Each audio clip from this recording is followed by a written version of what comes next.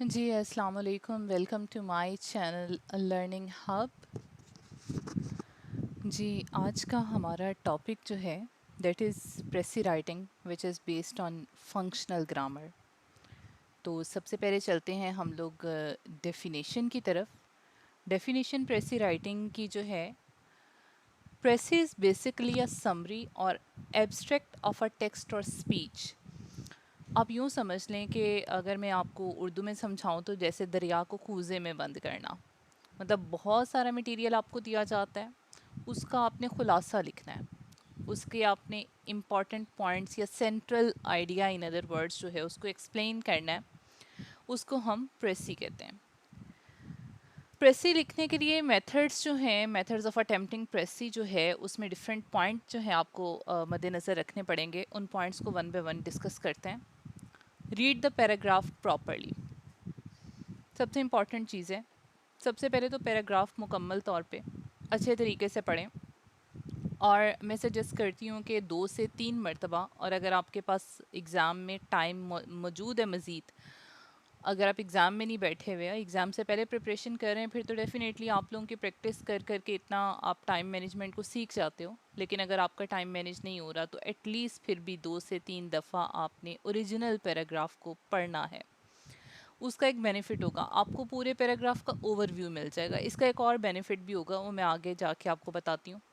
Second point है, analyse a paragraph and keep in mind the main idea of the प्रेसी।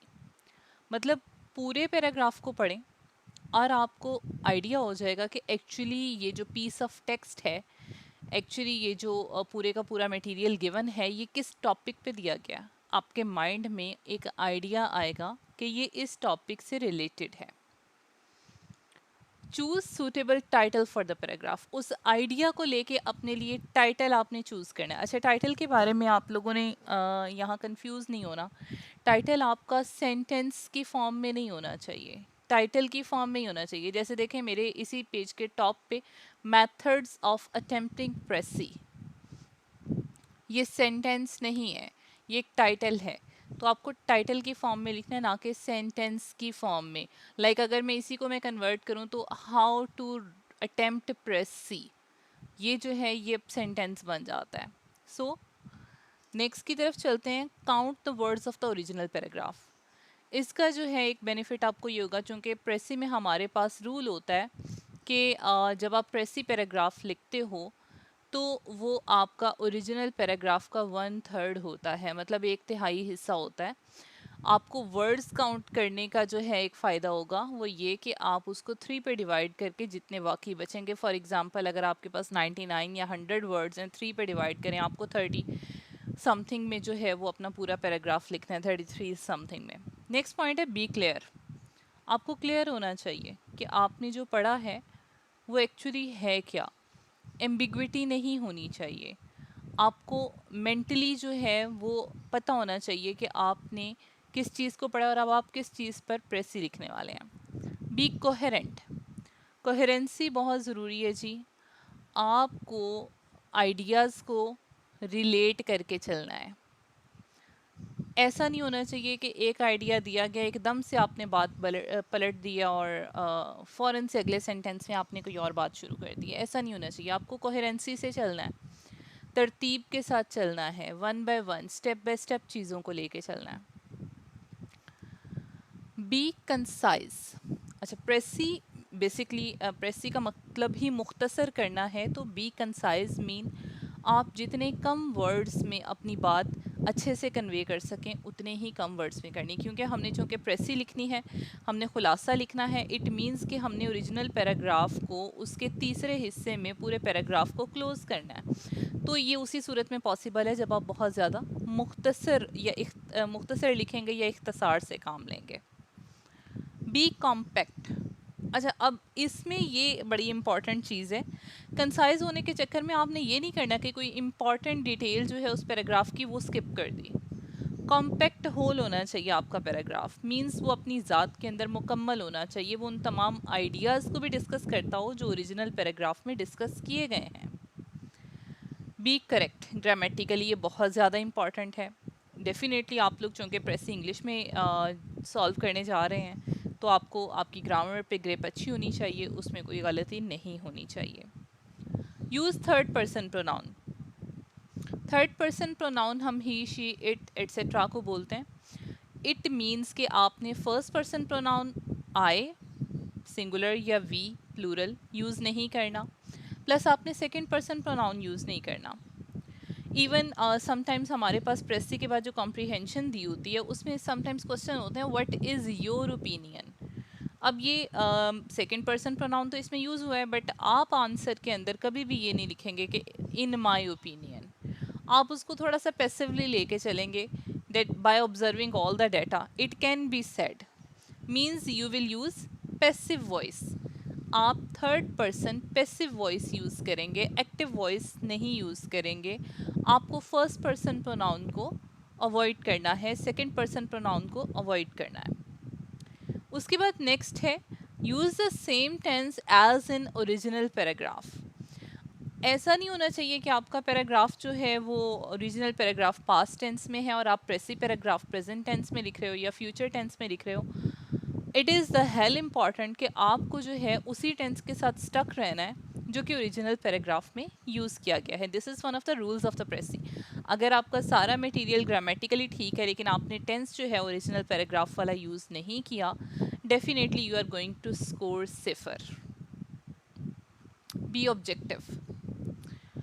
Objective का मतलब यहाँ पे ये नहीं कि मुख्तसर, ऑब्जेक्टिव का मतलब ये कि आपको सब्जेक्टिव नहीं होना। सब्जेक्टिव अप्रोच हम बोलते हैं जब हम अपने पर्सनल ओपिनियंस जो हैं वो शेयर करते हैं। ऑब्जेक्टिव ओपिनियंस मींस कि आप वर्डली ओपिनियंस शेयर करते हैं, आपको वही लिखना है जो उस पैराग्राफ में है। इसकी एक छोटी सी एग्जांपल मैं आपको देती हूँ। फॉर एग्जांपल आपको लगता है कि जिस टॉपिक पे पैराग्राफ दिया गया वो आपके रिलीजियस पॉइंट ऑफ व्यू से ऑपोजिट है, या फॉर एग्जांपल हम में से बहुत सारे लोग एवोल्यूशन की थेरी को जो है वो एक्सेप्ट नहीं करते। अब पैराग्राफ आ गया एवोल्यूशन पे, आप कभी भी उसमें ये नहीं लिखेंगे that this theory is wrong या this is not acceptable in Islam और एट्सेट्रा एट्सेट्रा। आप ऐसा कोई भी कमेंट नहीं देंगे जिससे ये मालूम हो कि आपने अपना सब्जेक्टिव कमेंट या अपनी थिंकिंग जो है वो उस पैराग्राफ के ऊपर इम्पोज कर दी है। So it is hell necessary to be objective. आपको हमेशा वर्डली पॉइंट ऑफ व्यू को डिस्कस करना है। Avoid repeating the vocabulary of original paragraph और रीजेनरेटिंग द ओरिजिनल टेक्स्ट। हाँ जी, समटाइम्स तो आपके क्वेश्चन पेपर के ऊपर लिखा हुआ होता है कि don't beat about the bush और अवॉइड द ओरिजिनल टेक्स्ट। तो जब आप ओरिजिनल प्रेसी पैराग्राफ की वर्डिंग यूज़ करेंगे उसके अंदर, अपने प्रेसी पैराग्राफ के अंदर ओरिजिनल पैराग्राफ की, तो ये रीजनरेशन ऑफ द मटेरियल हो जाएगा। फॉर एग्जांपल कुछ बच्चे क्या करते हैं, वो प्रेसी पैराग्राफ सॉल्व करते हुए ये देखते हैं कि कौन कौन से इंपॉर्टेंट सेंटेंसेस हैं, उनको अंडरलाइन कर लेते हैं और उसके बाद उन्हीं सेंटेंसेस को एज इट इज़ उठा के जो है वो नीचे कर देते हैं, उसमें जो एक्स्ट्रा डिटेल होती है उसे कट कर देते हैं। ये हम कह सकते हैं कि ये प्रेसी है, but actually it is not required. ये क्रिएटिव राइटिंग वाला टॉपिक है, तो इसमें आपसे एक्सपेक्ट किया जाता है कि आप अपनी वर्डिंग यूज़ करेंगे। स्पेशली ग्रेजुएशन लेवल पे तो स्टूडेंट्स जो हैं वो इस काबिल होते हैं कि वो अपनी वर्डिंग यूज़ करें। Do not add additional information. जैसा कि मैंने पीछे कहा कि बी ऑब्जेक्टिव, आपको सब्जेक्टिव होने की ज़रूरत नहीं है। आपको उसी टॉपिक से रिलेटेड कोई और इन्फॉर्मेशन है तो आपने वो भी उसमें ऐड नहीं करनी, क्योंकि हम ऑलरेडी उसको प्रिसाइज करके लिख रहे हैं, ना कि उसमें ऐड करके। Write precis in one paragraph. आपको जो प्रेसी पैराग्राफ लिखना है उसे वन पैराग्राफ में लिखना है, अनलेस अनटिल आपके पास कोई ओरिजिनल पैराग्राफ ऐसा आ जाता है जो 3 से 4 पैराग्राफ या 5 पैराग्राफ्स पे जो है वो मुश्तमिल है, तो फिर ऐसी सूरत में आप 2 पैराग्राफ पे प्रेसी लिख सकते हैं। अदरवाइज आपको एक पैराग्राफ पे स्टिक रहना है। नेक्स्ट हम मूव करते हैं, ये तो सारे थे मेथड्स ऑफ अटेम्प्टिंग प्रेसी। नेक्स्ट हम मूव करते हैं टुवर्ड्स प्रैक्टिस। प्रैक्टिस में मैं आप लोगों के साथ 3 तरह के पैराग्राफ्स शेयर करूंगी, जिसमें हमारे पास तीनों लेवल्स होंगे, इजी लेवल, एवरेज लेवल और डिफ़िकल्ट लेवल। इन पैराग्राफ को कैसे टैकल किया जाता है आपको यहाँ से आइडिया हो जाएगा। So let's start it. अभी हम चलते हैं हमारे पैराग्राफ 1 की तरफ, which is easy level.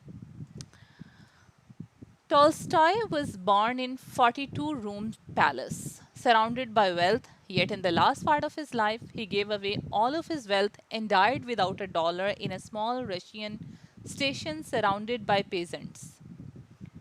In his youth, Tolstoy led a life of luxury, yet in his later life, he dressed in the rough clothes of peasant, made his own bed, swept his own room, and ate a very simple food. Tolstoy is more famous today than all the kings of Russia. He wrote two great novels, namely War and Peace and Anna Karenina. He preached peace and love and the abolition of poverty. He loved and served the poor. अब ये देखें जी, ये paragraph हमें क्या बताता है। अब इस पैराग्राफ को पढ़ के जो मुझे आइडिया हुआ है, ये टॉल्स्टॉय के बारे में पैराग्राफ है, उसकी अर्ली लाइफ के बारे में, फिर उसकी यूथ के बारे में और फिर उसकी राइटिंग्स के बारे में।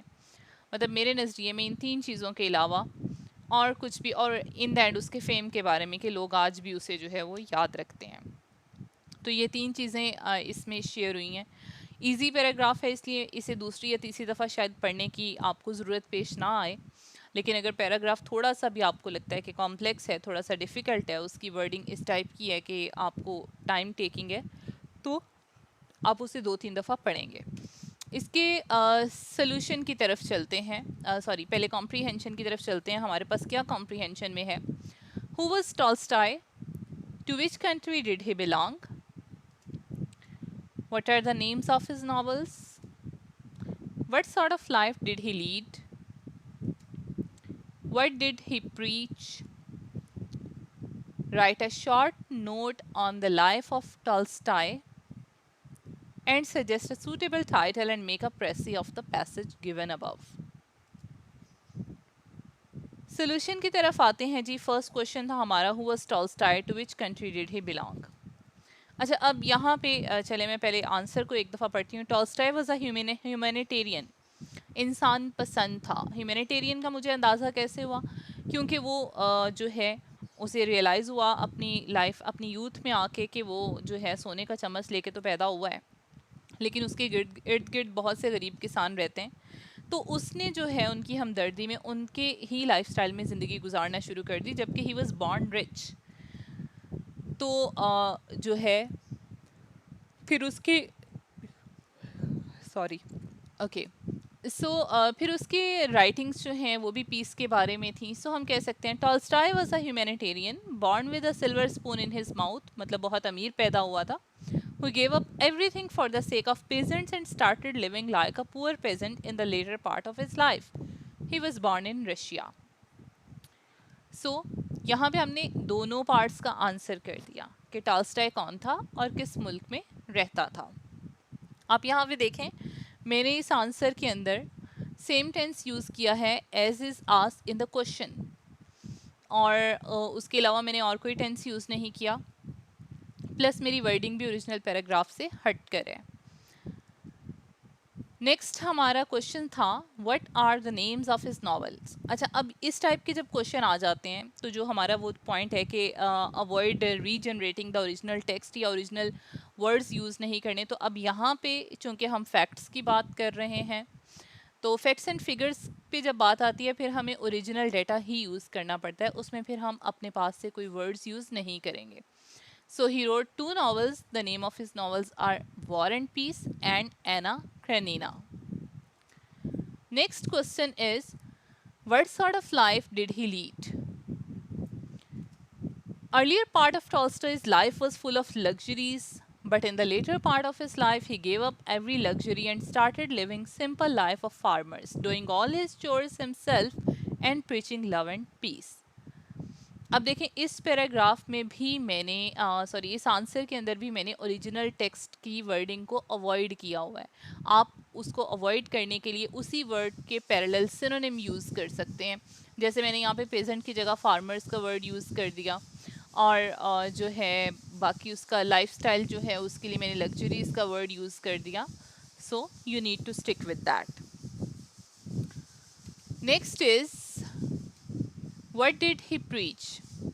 Tolstoy preached spreading love and elimination of poverty. उसे मोहब्बत की बात की और पॉवर्टी को ख़त्म करने की बात की, मुफलिसी को ख़त्म करने की बात की। He was inclined towards serving the poor. Next is write a short note on the life of Tolstoy. अब यहाँ पे हमें बेसिकली इनका नोट लिखना है, ये ऑलमोस्ट प्रेसी पैराग्राफ ही बन जाएगा, लेकिन बहरहाल प्रेसी का क्वेश्चन चूंकि हमें अलग से पूछा गया, हम उसे अलग से भी डील करेंगे। Tolstoy's life was full of turns and he was born rich, but he decided to live like the poor after observing the life of farmers around him. He believed in serving the poor and raising them with him. He was humanitarian, that's why he always talked about peace and love and serving humanity.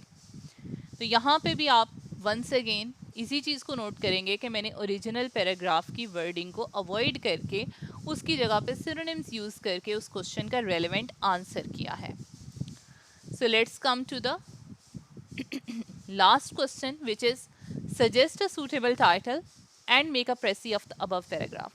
अब उस paragraph को पढ़ के आपके mind में जो topic आता है उस टॉपिक को हम टाइटल का नाम दे देंगे। For example the life of Tolstoy या द लाइफ ऑफ टॉल्स्टॉय मैंने दो डिफरेंट अंदाज में इसलिए लिखा है।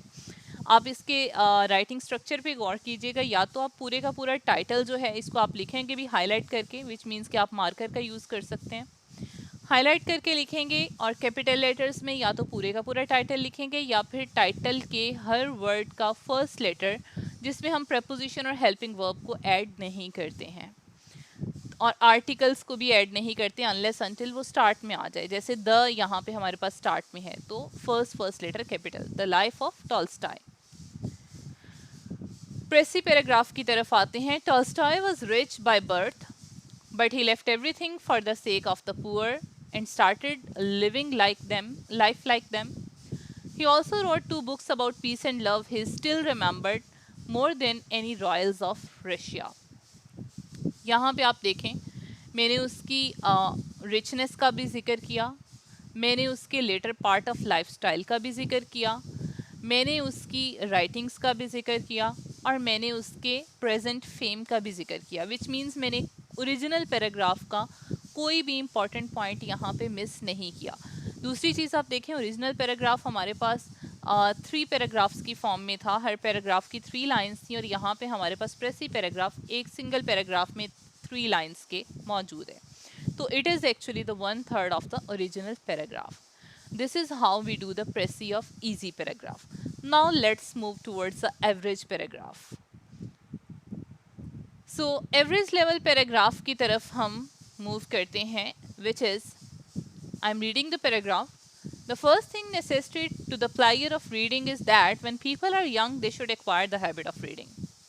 This is becoming more and more difficult. Railway have altered people's habit by making them move much more, although they take people away from home. A long journey afford the first rate opportunity for reading.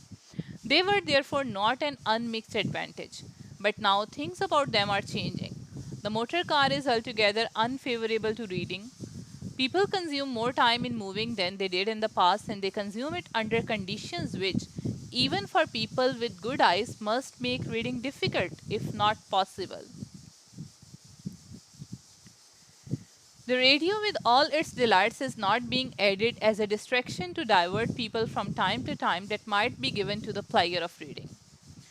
The cinematograph is another change in the same direction, and flying is becoming more and more common. A further disadvantage to reading is that great disadvantage of the picture paper, which are trending to divert people not only from reading but also from thought. All these things must make it more difficult for successive generation to acquire the habit of reading, and if that habit be acquired too, we should try to maintain it. Here the paragraph ends. अब मुझे जो point समझ में आए हैं, अब यहाँ पे this is a bit difficult paragraph then the previous one. एक तो ये कि ये बहुत बड़ा पैराग्राफ है, उससे ऑलमोस्ट डबल वॉल्यूम में है। अब ऐसे पैराग्राफ में इतनी डिटेल्स होती हैं जिसमें हमें इन डिटेल्स को याद करना ही जो है, अपने माइंड में पॉइंट्स रखना ही एक काम होता है। तो आपने इस पैराग्राफ को 2 से 3 दफ़ा पढ़ना है।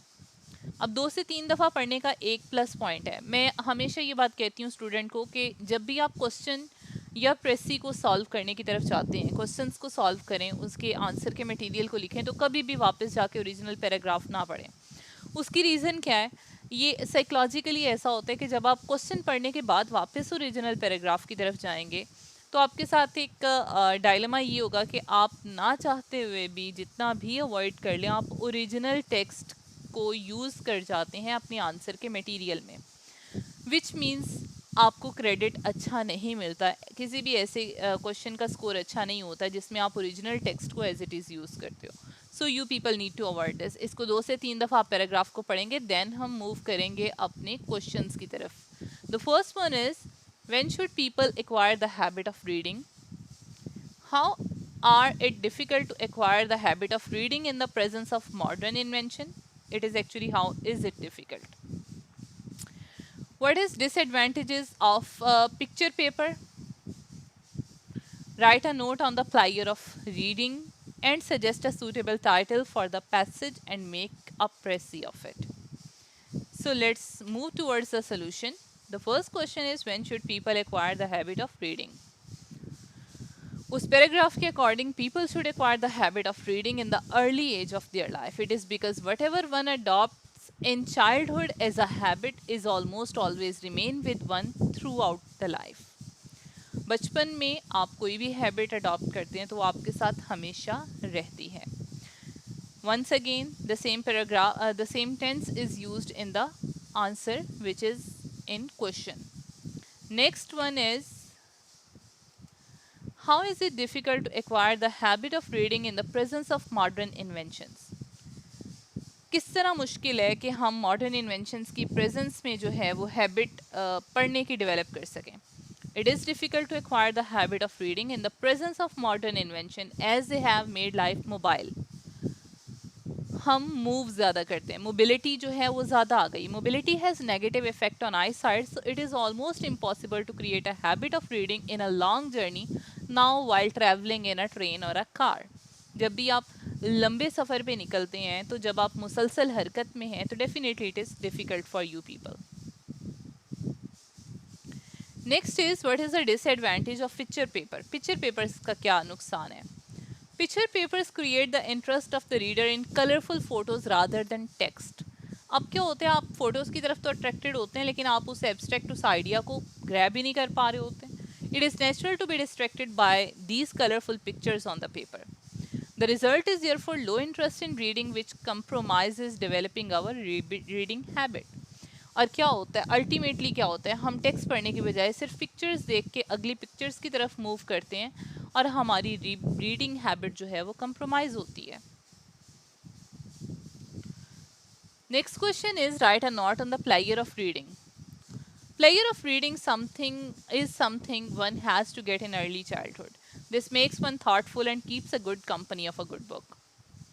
ये हमें बहुत ज़्यादा थॉटफुल बनाती है, क्योंकि रीडिंग ना करना आपको थॉटलेस बनाता है. सो लास्ट क्वेश्चन की तरफ मूव करते हैं. Suggest a suitable title for the passage and make a precis of it.